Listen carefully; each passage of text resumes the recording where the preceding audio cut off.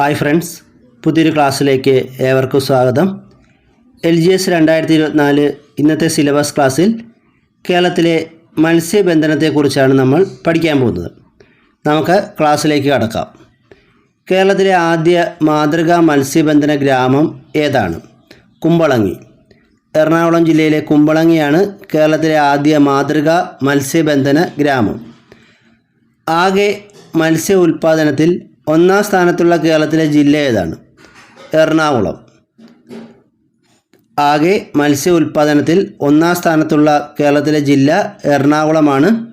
സമുദ്ര മത്സ്യ ഉൽപ്പാദനത്തിലും ഒന്നാം സ്ഥാനം എറണാകുളത്തിനാണ്. ഉൾനാടൻ മത്സ്യ ഉൽപ്പാദനത്തിൽ മുമ്പിൽ നിൽക്കുന്ന കേരളത്തിലെ ജില്ല ഏതാണ്? കോട്ടയം. ഉൾനാടൻ മത്സ്യ ഉൽപ്പാദനത്തിൽ മുമ്പിൽ നിൽക്കുന്ന കേരളത്തിലെ ജില്ല കോട്ടയമാണ്. ഏറ്റവും കൂടുതൽ മത്സ്യത്തൊഴിലാളികളുള്ള കേരളത്തിലെ ജില്ല ഏതാണ്? Alappuzha.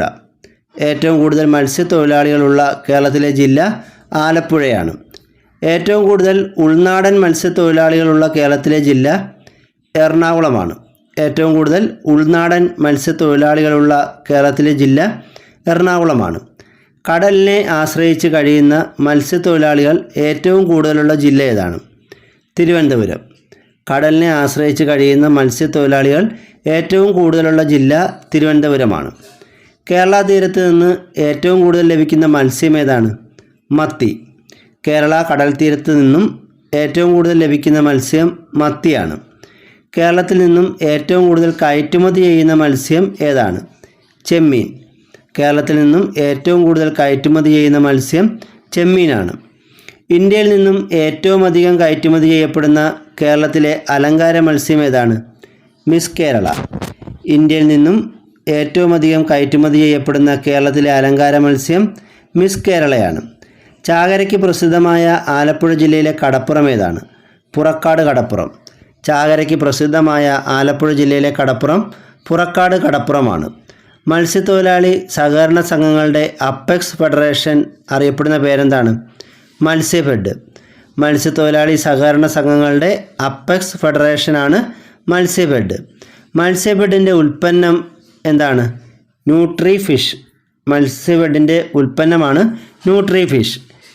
Kerala state cooperative federation for fisheries development limited അറിയപ്പെടുന്ന പേര് മത്സ്യഫെഡ് എന്നാണ്. മത്സ്യഫെഡ് അതിൻ്റെ പൂർണ്ണമായ പേര് Kerala state cooperative federation for fisheries development limited എന്നാണ്. മത്സ്യഫെഡ് നിലവിൽ വന്ന വർഷം ഏതാണ്? 1948. ആസ്ഥാനം തിരുവനന്തപുരമാണ്.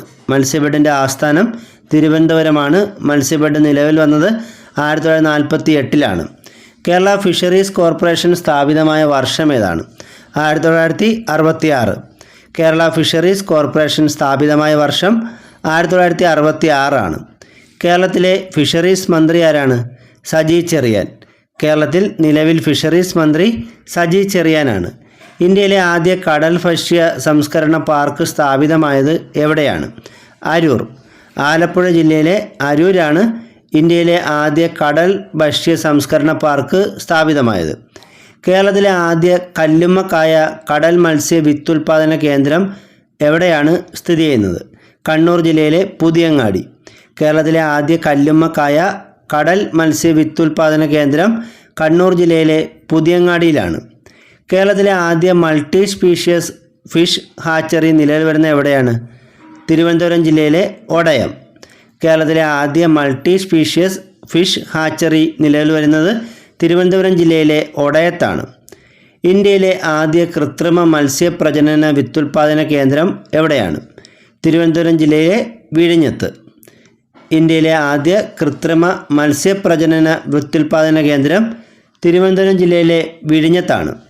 ലോകത്തെ ഏറ്റവും കൂടുതൽ മത്സ്യം ഉൽപ്പാദിപ്പിക്കുന്ന രാജ്യങ്ങളിൽ ഇന്ത്യയുടെ സ്ഥാനം എത്രാമതാണ്? 3-ാം സ്ഥാനം. ലോകത്തെ ഏറ്റവും കൂടുതൽ മത്സ്യം ഉൽപ്പാദിപ്പിക്കുന്ന രാജ്യം ചൈനയാണ്. 3-ാം സ്ഥാനമാണ് ഇന്ത്യക്ക്. കേരള ജനസംഖ്യയിൽ മത്സ്യത്തൊഴിലാളികളുടെ ശതമാനം എത്രയാണ്? 3.2%. കേരള ജനസംഖ്യയിൽ മത്സ്യത്തൊഴിലാളികളുടെ ശതമാനം 3.2%. കേരള സ്റ്റേറ്റ് ഡെവലപ്മെൻറ്റ് കോർപ്പറേഷൻ്റെ കീഴിൽ മെഗാ സീ ഫുഡ് പാർക്ക് പ്രവർത്തനം ആരംഭിച്ചത് എവിടെയാണ്? പള്ളിപ്പുറം. ആലപ്പുഴ ജില്ലയിലെ ചേർത്തലയ്ക്കടുത്തുള്ള പള്ളിപ്പുറത്താണ് കേരള സ്റ്റേറ്റ് ഡെവലപ്മെൻറ്റ് കോർപ്പറേഷൻ്റെ കീഴിൽ മെഗാ സീ ഫുഡ് പാർക്ക് പ്രവർത്തനം ആരംഭിച്ചത്. കേരളത്തിലെ ഏറ്റവും വലിയ മത്സ്യത്തൊഴിലാളി ഫ്ലാറ്റ് സമുച്ചയം നിലവിൽ വരുന്ന ജില്ല ഏതാണ്? ആലപ്പുഴ. കേരളത്തിലെ ഏറ്റവും വലിയ മത്സ്യത്തൊഴിലാളി ഫ്ലാറ്റ് സമുച്ചയം നിലവിൽ വരുന്ന ജില്ല ആലപ്പുഴയാണ്. കേരളത്തിലെ തീരദേശ മേഖലയുടെ വികസനം ലക്ഷ്യമാക്കി വനിതാ മത്സ്യത്തൊഴിലാളികൾക്കായി സർക്കാർ നടപ്പിലാക്കിയ സ്വയം തൊഴിൽ പദ്ധതി ഏതാണ്? തീരമൈത്രി. കേരളത്തിലെ തീരദേശ മേഖലയുടെ വികസനം ലക്ഷ്യമാക്കി വനിതാ മത്സ്യത്തൊഴിലാളികൾക്കായി സർക്കാർ നടപ്പിലാക്കുന്ന സ്വയം തൊഴിൽ പദ്ധതിയാണ് തീരമൈത്രി. കേരളത്തിലെ ഉൾനാടൻ മത്സ്യ ഉൽപ്പാദനം വർദ്ധിപ്പിക്കുന്നതിനായി ഫിഷറീസ് വകുപ്പ് തദ്ദേശ സ്വയംഭരണ സ്ഥാപനങ്ങളുടെ സഹകരണത്തോടെ ആരംഭിച്ച പദ്ധതിയാണ് മത്സ്യസമൃദ്ധി. കേരളത്തിലെ ഉൾനാടൻ മത്സ്യ ഉൽപ്പാദനം വർദ്ധിപ്പിക്കുന്നതിനായി ഫിഷറീസ് വകുപ്പ് തദ്ദേശ സ്വയംഭരണ സ്ഥാപനങ്ങളുടെ സഹകരണത്തോടെ ആരംഭിച്ച പദ്ധതിയാണ് മത്സ്യസമൃദ്ധി. ഉൾനാടൻ മത്സ്യ ഉൽപ്പാദനം വർദ്ധിപ്പിക്കാനുള്ള കേരള സർക്കാർ പദ്ധതി ഏതാണ്? സുഭിക്ഷ കേരള പദ്ധതി. ഉൾനാടൻ മത്സ്യ ഉൽപ്പാദനം വർദ്ധിപ്പിക്കാനുള്ള കേരള സർക്കാർ പദ്ധതിയാണ് സുഭിക്ഷ കേരള പദ്ധതി. മത്സ്യത്തൊഴിലാളി കുടുംബങ്ങളെ സുരക്ഷിത മേഖലയിൽ പുനരധിവസിപ്പിക്കുന്നതിനുള്ള പദ്ധതി ഏതാണ്? പുനർഗേഹം പദ്ധതി. മത്സ്യത്തൊഴിലാളി കുടുംബങ്ങളെ സുരക്ഷിത മേഖലയിൽ പുനരധിവസിപ്പിക്കുന്നതിനുള്ള പദ്ധതിയാണ് പുനർഗേഹം പദ്ധതി. മത്സ്യഗ്രാമങ്ങളുടെ സമഗ്ര വികസനം ലക്ഷ്യമാക്കി കേരള ഫിഷറീസ് വകുപ്പ് നടപ്പിലാക്കുന്ന പദ്ധതി ഏതാണ്? മാതൃകാ മത്സ്യഗ്രാമം. മത്സ്യഗ്രാമങ്ങളുടെ സമഗ്ര വികസനം ലക്ഷ്യമാക്കി കേരള ഫിഷറീസ് വകുപ്പ് നടപ്പിലാക്കുന്ന പദ്ധതിയാണ് മാതൃകാ മത്സ്യഗ്രാമം. ഉൾനാടൻ മത്സ്യസമ്പന്നത വർദ്ധിപ്പിക്കാനുള്ള കേരള ഫിഷറീസ് വകുപ്പിൻ്റെ പദ്ധതി ഏതാണ്? ഒരു നെല്ലും ഒരു മീനും. ഉൾനാടൻ മത്സ്യസമ്പന്നത വർദ്ധിപ്പിക്കാനുള്ള കേരള ഫിഷറീസ് വകുപ്പിൻ്റെ പദ്ധതിയാണ് ഒരു നെല്ലും ഒരു മീനും. ജൈവ കൃഷി മാതൃകയിലുള്ള മത്സ്യകൃഷി ജനകീയമാക്കാനുള്ള സർക്കാരിൻ്റെ പദ്ധതി ഏതാണ്? മുറ്റത്തൊരു മീൻതോട്ടം. ജൈവ കൃഷി മാതൃകയിലുള്ള മത്സ്യകൃഷി ജനകീയമാക്കാനുള്ള സർക്കാരിൻ്റെ പദ്ധതിയാണ് മുറ്റത്തൊരു മീൻതോട്ടം. ആഴക്കടൽ മത്സ്യബന്ധന ലൈസൻസ് ലഭിച്ച ഇന്ത്യയിലെ ആദ്യ വനിത ആരാണ്? രേഖ കാർത്തികേയൻ. ആഴക്കടൽ മത്സ്യബന്ധന ലൈസൻസ് ലഭിച്ച ഇന്ത്യയിലെ ആദ്യ വനിത രേഖ കാർത്തികേയനാണ്. മത്സ്യത്തൊഴിലാളികൾക്ക് ബയോമെട്രിക് കാർഡ് സംവിധാനം നടപ്പിലാക്കിയ ഇന്ത്യയിലെ ആദ്യ സംസ്ഥാനം ഏതാണ്? കേരളം. മത്സ്യത്തൊഴിലാളികൾക്ക് ബയോമെട്രിക് കാർഡ് സംവിധാനം നടപ്പിലാക്കിയ ഇന്ത്യയിലെ ആദ്യ സംസ്ഥാനം കേരളമാണ്. കേരളത്തിൽ നിർമ്മാണം പൂർത്തിയാക്കിയ മത്സ്യബന്ധന തുറമുഖങ്ങളുടെ എണ്ണം എത്രയാണ്? 25. ഇത് 2022 കണക്ക് പ്രകാരമാണ്. 25 മത്സ്യബന്ധന തുറമുഖങ്ങളാണ് കേരളത്തിൽ ഇപ്പോൾ നിർമ്മാണം പൂർത്തിയായിട്ടുള്ളവ. കേരളത്തിൽ കടൽ മത്സ്യബന്ധന നിയന്ത്രണ നിയമങ്ങൾ നിലവിൽ വന്ന വർഷം ഏതാണ്? 1980. കേരളത്തിൽ കടൽ മത്സ്യബന്ധന നിയന്ത്രണ നിയമങ്ങൾ നിലവിൽ വന്ന വർഷം 1980 കേരളത്തിൽ ട്രോളിംഗ് നിരോധനം പ്രാബല്യത്തിൽ വന്ന വർഷം ഏതാണ്? 1988. കേരളത്തിൽ ട്രോളിംഗ് നിരോധനം പ്രാബല്യത്തിൽ വന്ന വർഷം 1988. മീൻപിടുത്തത്തിന് ഇടയിൽ ഉണ്ടാകുന്ന അപകടങ്ങളിൽ നിന്ന് മത്സ്യത്തൊഴിലാളികളെ ഉപഗ്രഹ സഹായത്തോടെ രക്ഷപ്പെടുത്തുന്ന സംവിധാനം ഏതാണ്? Search and rescue beacon.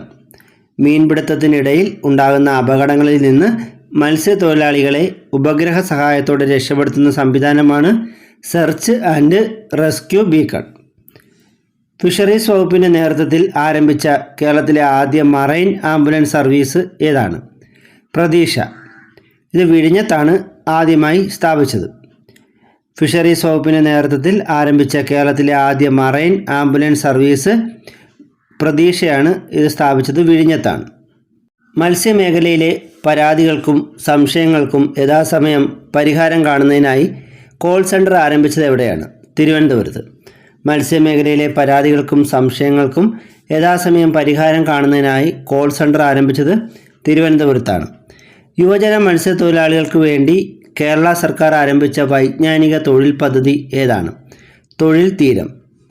യുവജന മത്സ്യത്തൊഴിലാളികൾക്ക് വേണ്ടി കേരള സർക്കാർ ആരംഭിച്ച വൈജ്ഞാനിക തൊഴിൽ പദ്ധതിയാണ് തൊഴിൽ തീരം.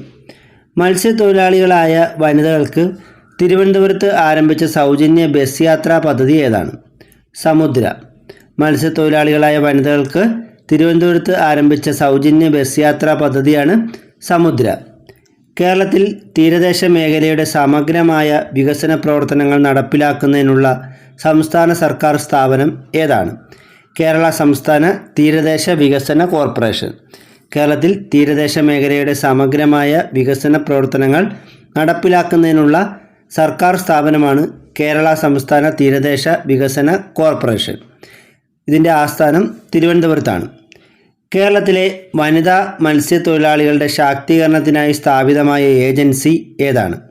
Society for assistance to fisher woman. കേരളത്തിലെ വനിതാ മത്സ്യത്തൊഴിലാളികളുടെ ശാക്തീകരണത്തിനായി സ്ഥാപിതമായ ഏജൻസിയാണ് society for assistance to fisher woman. മത്സ്യങ്ങളിൽ അമോണിയ, ഫോർമാലിൻ തുടങ്ങിയ രാസവസ്തുക്കൾ ഉപയോഗിച്ചിട്ടുണ്ടോ എന്ന് തിരിച്ചറിയുന്നതിന് വേണ്ടി വികസിപ്പിച്ച റാപ്പിഡ് ഡിറ്റക്ഷൻ കിറ്റ് ഏതാണ്? CIF test kit. മത്സ്യങ്ങളിൽ അമോണിയ, ഫോർമാലിൻ തുടങ്ങിയ രാസവസ്തുക്കൾ ഉപയോഗിച്ചിട്ടുണ്ടോ എന്ന് തിരിച്ചറിയുന്നതിന് വേണ്ടി വികസിപ്പിച്ച റാപ്പിഡ് ഡിറ്റക്ഷൻ കിറ്റാണ് CIF test kit. CIF test kit എന്ന പേപ്പർ സ്ട്രിപ്പ് സാങ്കേതിക വിദ്യ ഇന്ത്യയിൽ ആദ്യമായി വികസിപ്പിച്ചത് CIFT ആണ്. ഇതിൻ്റെ പൂർണ്ണരൂപം central institute of fisheries technology എന്നാണ്. CIF ടെസ്റ്റ് കിറ്റ് എന്ന പേപ്പർ സ്ട്രിപ്പ് സാങ്കേതിക വിദ്യ ഇന്ത്യയിൽ ആദ്യമായി വികസിപ്പിച്ചത് CIFT അഥവാ സെൻട്രൽ ഇൻസ്റ്റിറ്റ്യൂട്ട് ഓഫ് ഫിഷറീസ് ടെക്നോളജിയാണ്. ലോക്ക്ഡൗൺ പശ്ചാത്തലത്തിൽ മായം ചേർത്ത് മത്സ്യവില്പന തടയുന്നതിനായി നടത്തിയ ഓപ്പറേഷൻ്റെ പേരെന്താണ്? ഓപ്പറേഷൻ സാഗർ റാണി. ലോക്ക്ഡൗൺ പശ്ചാത്തലത്തിൽ മായം ചേർത്ത് മത്സ്യവില്പന നടത്തുന്നത് തടയുന്നതിനായി ഉള്ള ഓപ്പറേഷനായിരുന്നു ഓപ്പറേഷൻ സാഗർ റാണി. കേരളത്തിലെ ആദ്യ പൊമ്പാനോ ഹാച്ചറി സ്ഥാപിതമായത് എവിടെയാണ്? അഴീക്കോട്. തൃശ്ശൂർ ജില്ലയിൽ കൊടുങ്ങല്ലൂരിനടുത്തുള്ള അഴീക്കോടാണ് കേരളത്തിലെ ആദ്യ പൊമ്പാനോ ഹാച്ചറി സ്ഥാപിതമായത്. ഇനി കേരളത്തിലെ പ്രധാന തുറമുഖങ്ങളും അവ സ്ഥിതി ചെയ്യുന്ന ജില്ലകളും കൂടി നോക്കാം. മത്സ്യബന്ധന തുറമുഖങ്ങളാണ് പഠിക്കാൻ പോകുന്നത്. വിഴിഞ്ഞം, മുതലപ്പൊഴി എന്നീ മത്സ്യബന്ധന തുറമുഖങ്ങൾ തിരുവനന്തപുരം ജില്ലയിലാണ്. തങ്കശ്ശേരി, നീണ്ടകര മത്സ്യബന്ധനത്തിന് ഏറ്റവും പ്രസിദ്ധമായ കേരളത്തിലെ തുറമുഖമാണ്. അപ്പോൾ തങ്കശ്ശേരിയും നീണ്ടകരയും കൊല്ലം ജില്ലയിലാണ്. കായംകുളം, തോട്ടപ്പള്ളി എന്നീ തുറമുഖങ്ങൾ ആലപ്പുഴ ജില്ലയിലാണ്. ചേറ്റുവ തുറമുഖം തൃശ്ശൂരാണ്. മുനമ്പം, ചെല്ലാനം എന്നീ മത്സ്യബന്ധന തുറമുഖങ്ങൾ എറണാകുളം ജില്ലയിലാണ്. പൊന്നാനി മത്സ്യബന്ധന തുറമുഖം മലപ്പുറത്താണ്. പൊന്നാനിയും താനൂരും മലപ്പുറത്താണ്. ബേപ്പൂർ, കൊയിലാണ്ടി, പുതിയാപ്പ, ചോമ്പൽ, വെള്ളയിൽ എന്നീ തുറമുഖങ്ങൾ കോഴിക്കോട് ജില്ലയിലാണ്.